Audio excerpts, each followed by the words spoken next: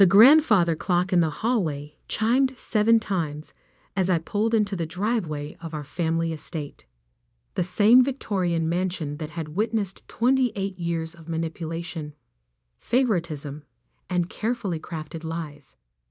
I sat in my car for a moment, watching the warm lights spill from the bay windows, illuminating the manicured lawn my mother took such pride in.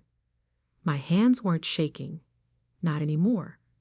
I'd spent the last 6 months preparing for this moment, meticulously gathering documents, making calls, and waiting for the perfect time to reveal what I'd known all along. Tonight wasn't just another family meeting. It was the night everything would change. I checked my reflection in the rearview mirror. At 32, I looked different from the timid girl who used to live here. My dark hair was pulled back in a sleek bun, my charcoal soup pressed and perfect. I looked like what I was, a successful business owner, not the failure they'd labeled me as. The front door opened before I could ring the bell. Kate, my younger sister, stood there in her designer dress, perfect makeup, and that ever-present smirk. "You're late," she said, voice dripping with fake concern. "Mom's already upset." Of course she was. Mom was always upset with me. It had been her default setting since I chose to start my own business instead of joining the family's real estate empire. I stepped past Kate into the foyer, the familiar scent of lemon polish and old money filling my lungs. Family photos lined the walls, Kate's graduations, her wedding, her first child. Mine had been removed years ago, right after I'd refused to sell my startup to fund Kate's third failed business venture. The living room fell silent as I entered. Mom sat in her usual spot, the high-backed leather chair that Dad had loved before he passed.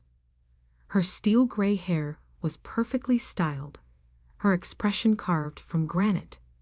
Uncle James and Aunt Patricia occupied the sofa, while their children, my cousins Michael and Sophie, perched on the window seat. "Finally decided to grace us with your presence, Alexandra?" Mom's voice could have frozen water. "We've been waiting 20 minutes. I took my seat at the far end of the room, placing my briefcase carefully beside me. Traffic was heavy downtown. I came straight from the office. Kate snorted. "You mean that little consulting thing you're still doing? I thought you'd have given up by now." "That little consulting thing," I said calmly, "just signed its 30th Fortune 500 client." "Ladies," Mom cut in sharply, "we're not here to discuss Alexandra's hobby. We're here because decisions need to be made about the estate." I felt my pulse quicken, but kept my face neutral. "Here it comes. Your father," Mom continued, "left certain provisions in his will that are now becoming relevant. The house, as you know, was meant to stay in the family, to be passed down to someone who would preserve the Barrett legacy." Kate straightened in her chair, practically preening. I fought the urge to smile. "We've discussed this as a family," Mom said, not looking at me. "And we've decided it's time for Kate to take full ownership. She has a proper family, a proper understanding of our values. She'll raise her children here, continue the tradition." "And me?" I asked quietly. Mom's lips thinned. "You've made your choices, Alexandra. You chose to abandon the family business to pursue your own path. You can hardly expect to benefit from the legacy you rejected." "So what exactly are you saying?" "I'm saying it's time for you to move on completely. Kate needs your rooms for the nursery. We'd like you to pack your remaining things and leave your keys by the end of the week." The room was so quiet you could hear the antique clock ticking on the mantel. Kate's smirk had grown into a full smile, and Uncle James was nodding approvingly. I reached for my briefcase, feeling the weight of the documents inside. 6 months of investigation, of quiet legal meetings, of uncovering what Dad had really done before he died. "That's an interesting decision," I said, my voice steady. "Especially considering Dad already transferred the deed to me 3 years ago." The silence shattered. Mom's face went white. "What did you say?" I pulled out the property papers, my hands still perfectly steady, and placed them on the antique coffee table. "Dad came to see me at my office about 8 months before he died. He knew about the embezzlement, Mom. He knew about the money you and Kate had been siphoning from the company accounts." Kate jumped to her feet. "You're lying." "Am I?" I pulled out another stack of papers. "These are the bank records, the transfers, the shell companies you created. Dad found it all, and he knew what you'd do to the family legacy once he was gone." Mom's face had gone from white to gray. "Alexandra, stop this nonsense immediately." "It's not nonsense." I stood slowly, straightening my jacket. "The house is mine. Has been for 3 years. Dad made sure of it before he died, and tomorrow I'm selling it. The proceeds will go to paying back the investors you defrauded." "You can't do this," Kate shrieked. "This is our home." "No," I said quietly. "This was Dad's home, and you betrayed everything he built. You have until tomorrow evening to pack your things. I've already notified the authorities about the fraud. They'll be here in the morning to begin their investigation." Mom stood on shaking legs. "You would destroy your own family?" I looked at her, really looked at her, and felt nothing but a calm certainty.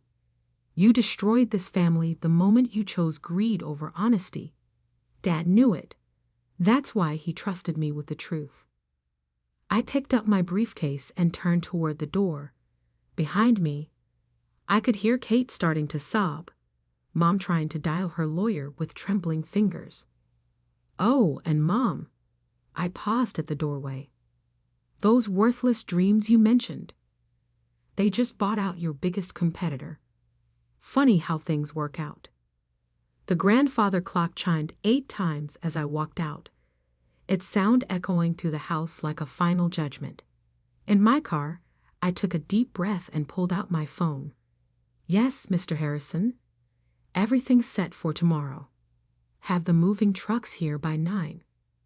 As I drove away, I caught one last glimpse of the house in my rearview mirror. It looked different now, more like a monument to lies than a family home. But tomorrow, it would be something else entirely, proof that sometimes justice comes in unexpected ways. The next morning dawned crisp and clear, sunlight streaming through my hotel room windows. I hadn't slept at my apartment last night. Too many memories, too many chances for Kate or Mom to show up unannounced. Instead, I checked into the Four Seasons downtown, the same hotel where Dad used to take me for Sunday brunch when I was little. My phone had 47 missed calls. Mom, Kate, Uncle James, even cousins I hadn't heard from in years.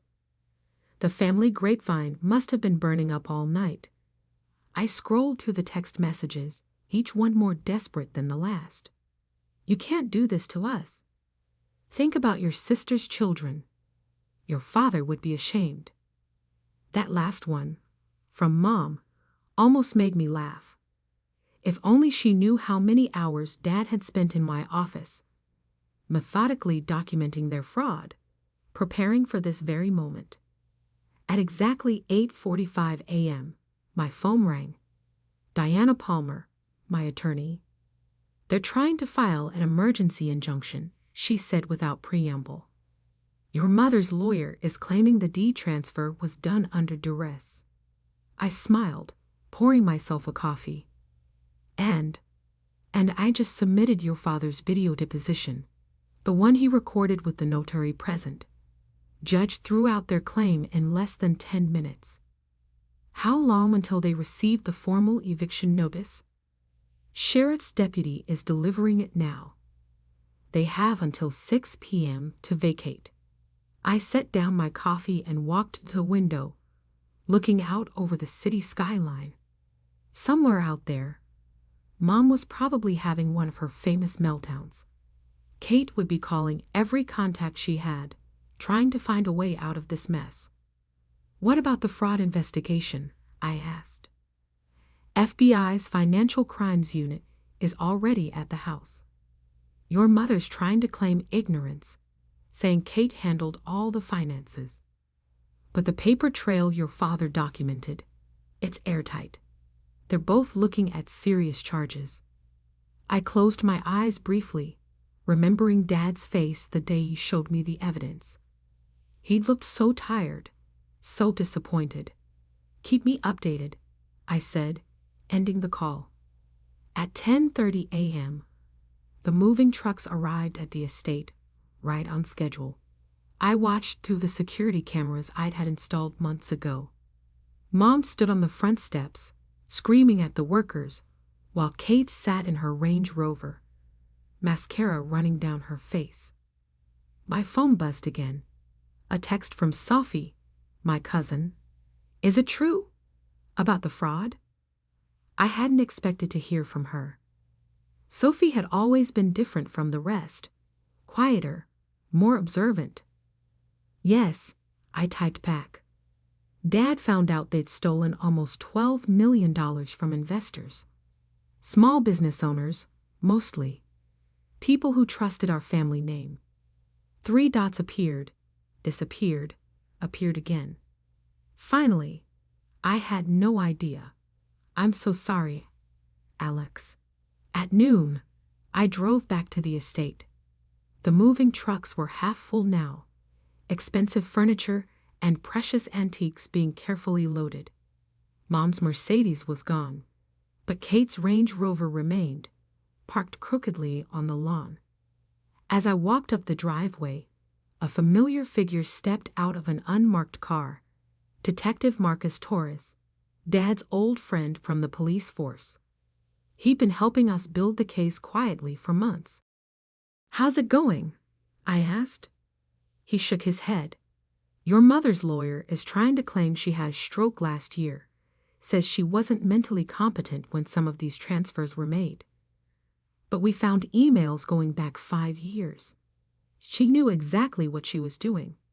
Inside, the house felt hollow. Half-empty rooms echoed with footsteps as FBI agents methodically documented everything. In the study, Kate sat with 2 federal agents, her designer dress wrinkled, her perfect image crumbling. She looked up as I passed. "How could you?" she whispered. "We're family." I paused in the doorway. Family doesn't steal from innocent people, Kate. Family doesn't destroy everything their father built just to fund shopping sprees and fake charity foundations. "Dad loved me more," she spat, sudden venom in her voice. Everyone knew it. I was supposed to get everything.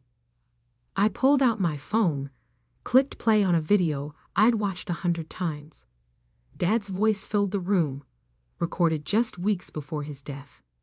"Kate, if you're watching this, I want you to know I saw everything. The transfers, the fake accounts, the way you and your mother manipulated our clients. Alexandra isn't just getting the house. She's getting everything because she was the only one who stayed true to our values." Kate's face crumpled. The federal agents exchanged glances. By 4 p.m., most of the house had been cleared. In the kitchen, I found a photo album shoved in the back of a drawer. Pictures of happier times, family vacations, Christmas mornings, Dad teaching me to ride a bike, while Mom actually smiled. "Miss Barrett?" A young FBI agent appeared in the doorway. "We found something in the basement safe. Documents about other properties, offshore accounts. It's bigger than we thought."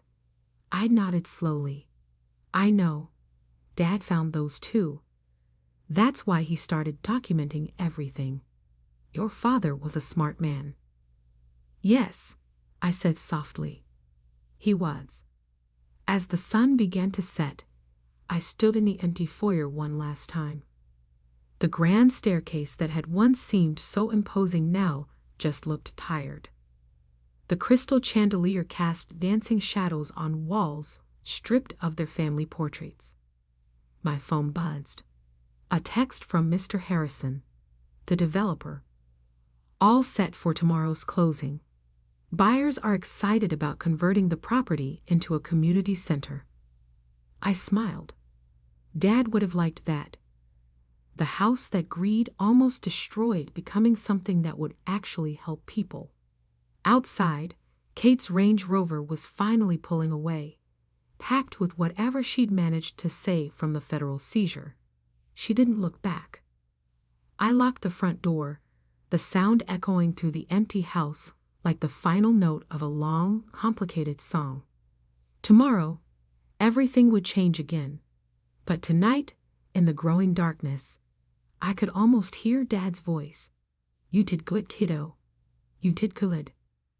1 year later, I stood at the window of my downtown office, watching the city lights flicker to life in the early evening.